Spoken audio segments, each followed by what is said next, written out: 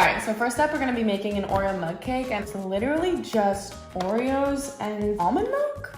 All right, so we're just gonna take 1, 2, 3, 4 Oreos. We're just gonna do like a little splash like that. Then we're just gonna take that and mash it up, I guess. Then we're just gonna take this and put it in the microwave for 1 minute, and then hopefully we have cake. Okay, I'm not gonna lie. It smells really good. Moment of truth. Looks interesting. Okay, so I don't know about this consistency. It's definitely gooey. Wait, okay, hold on. This is the consistency we're working with, and honestly, it kind of looks good. Only we're gonna know is if we try it, so here we go.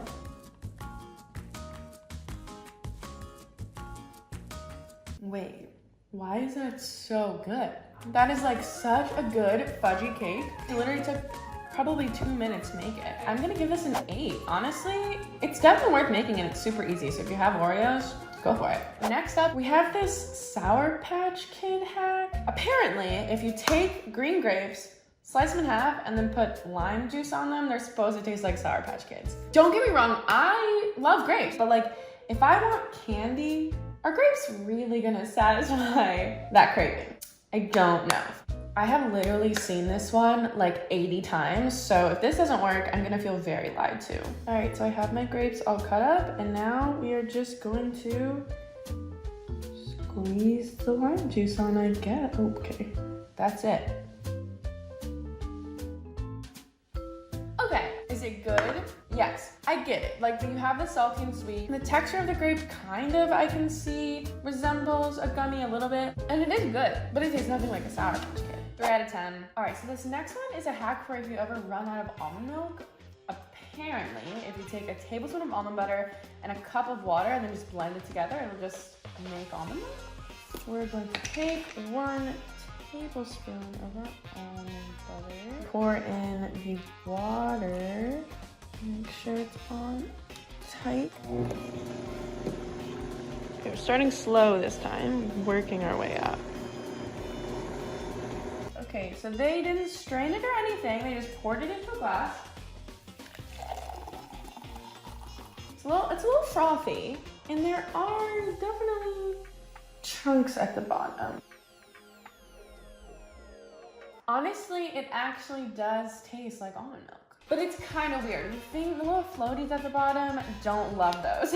I'm gonna give this a 5 out of 10 because technically, yes, it works, but I think there are some flaws. This is another one that I've seen like a million times on my For You page, and it's just taking frozen blueberries and any type of milk and then just like letting them sit for a while and then stirring it, and apparently it makes this like blueberry ice cream. And if this works, it would be amazing because honestly, having a healthy alternative to ice cream is always great.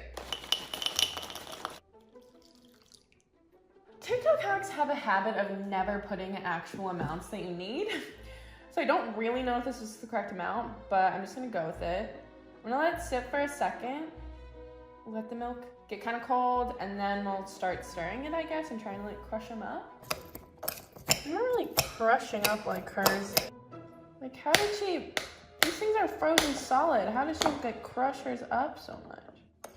Like, it's definitely doing something, but is it doing as much as the TikTok? I would not say so. Compared to the TikTok, it looks a lot more frozen blueberry, a lot less ice cream.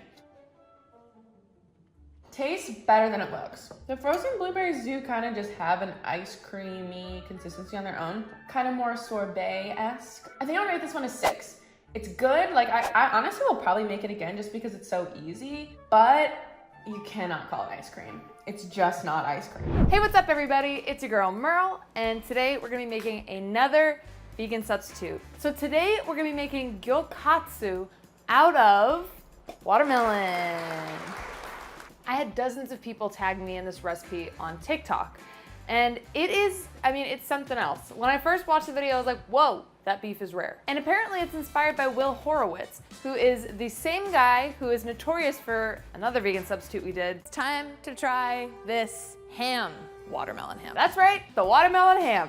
So the first thing we're gonna do is we're going to slice up our watermelons. So I'm gonna start by slicing mine in half. Ah, beautiful. Just a pretty fruit, you know? Be very careful when you're doing this.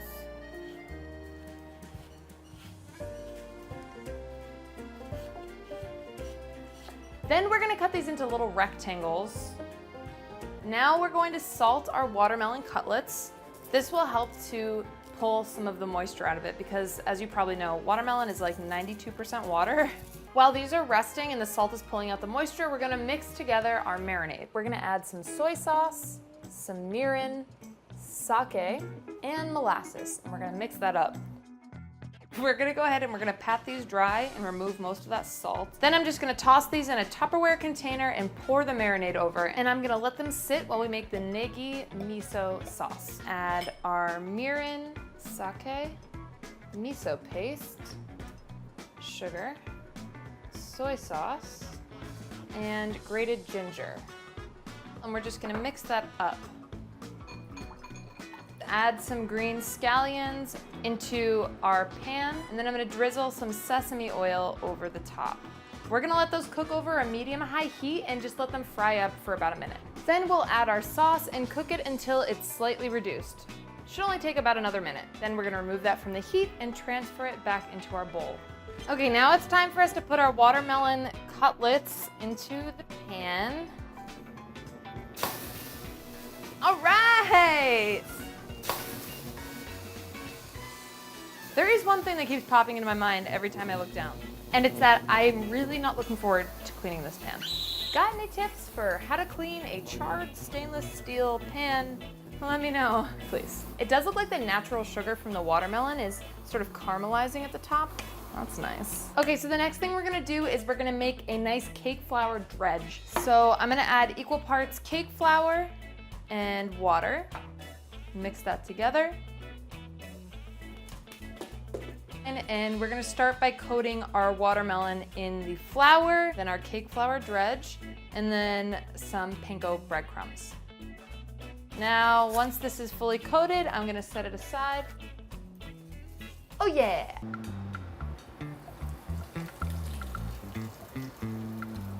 Oh, that wasn't actually that bad. It looks good. We don't want it to burn.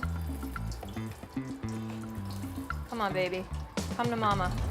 Oh yeah! Ha ha ha ha! Ha ha! Okay, I'm gonna go ahead and say it because I know you're all thinking it. I nailed this. Yeah, I nailed it. I saw in her TikTok she did this cool little ASMR moment, so I figured I should probably bring that into this too.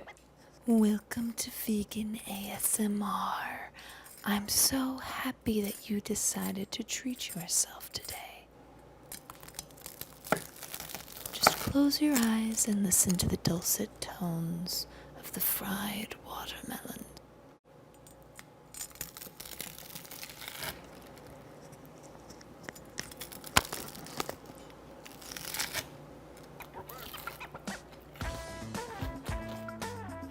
Couple things to unpack here. For once, the watermelon flavor doesn't feel overwhelming to me. Like, it doesn't feel like, oh, this is obviously watermelon. It is like a beautiful symphony of savory and sweet, and crunchy and soft. So from that perspective, this is really, really good. I don't think that Arya's gonna say this tastes like Wagyu beef. Oh. This is the most well-disguised watermelon substitute I've tried to date. Not to date, but up to this day. All right, I'm curious as to what that is. Delicious, I love it. The bell pepper, you know, it looks like bell pepper, tomato. It looks like a little bit like roasted bell pepper. Oh. I got a hint of what the flavor is. Is it watermelon? Yes. It's watermelon? Wow. Okay, that really, I added a little hint of the watermelon flavor. But you know what? It's weird because I hated the smoked watermelon. Yeah, I know. Hello, everybody. What's going on? It's your girl, Merle, and today we are hopping on a TikTok trend that has swept the nation. Okay, I don't know if it's swept the nation, but it's pretty popular, and I've had a bazillion people send it to me to try. So thank you for sending it to me. Now we're gonna try it. What we're making today is chicken out of flour. What we're really making is seitan. So the original TikTok was posted by Future Lettuce. They made it look really delicious. They made it look really easy. The only hiccup is that there are no measurements, which is kind of tricky for me because I've never made seitan this way. I've got 400 grams of flour here and I've got 1 cup of water. So I'm gonna go ahead and add in my flour. Now I'm just gonna add in my water. Full disclosure, I do not like working with dough. I do not really like make bread or anything in my free time. It's sticky and it's a mess. So I'm not looking forward to this, in case you were wondering. I'm just gonna mix this together until it starts to form our dough. I've got it to kind of come together. Now I'm gonna go in there and I'm gonna knead it with my hands. We're gonna knead it until it is smooth like a balloon. So I've read online that I'm supposed to do this for like 5 to 10 minutes. And I think I'm gonna turn it right out onto the surface. Oh, and disclaimer, I washed my hands. I know people freak out when you don't use gloves. Oh, okay. You know what? It is coming together. It's getting smoother because the gluten is forming. All right, this is looking nice and smooth, and we did the little poking test. If you poke your finger into your dough and it bounces back, that means that your gluten is formed and you should be good to move on to the next step. If you put your finger in there and it just stays in there like a dent, you need to keep kneading, baby. Knead away. Channel someone strong. Ours is all set and ready to go. And so now what we're gonna do is we're gonna put our little dough baby in a bowl and let it rest for an hour. So the next step is for us to wash the dough with water. This washing process, what it's really doing is it's allowing us to separate the gluten and the protein from the starch. Starch is water soluble, so it's gonna release out into the water. So we're left with just a mass of gluten. It feels nice. I can already feel it loosening the more that I'm kneading it and massaging it. Don't panic if your dough baby gluten protein monster starts to break down or come apart, because that's totally normal, and when we are finished with this, it's all gonna form back together. Just trust me, and don't you worry your sweet little heart. I'm gonna go ahead and I'm gonna strain it, and I'm gonna keep the water, the starchy water, because we can use the starchy water for other recipes.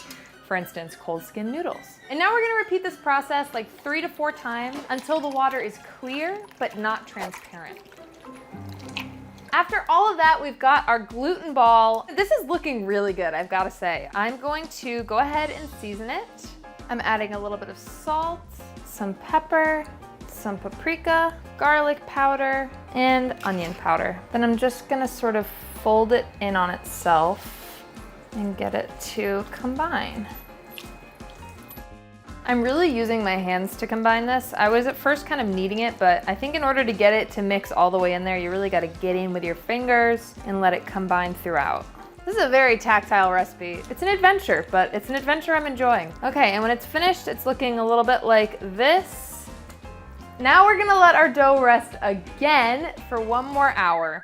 Okay, we've done plenty of waiting. Now it's time to do the next step in our recipe, which is to twist this and tie this into a knot. Then we twist, twist, twist, twist, and then I'm gonna knot it into some crazy shapes. There we go. So I'm gonna go ahead and fry it on my pan on the stove.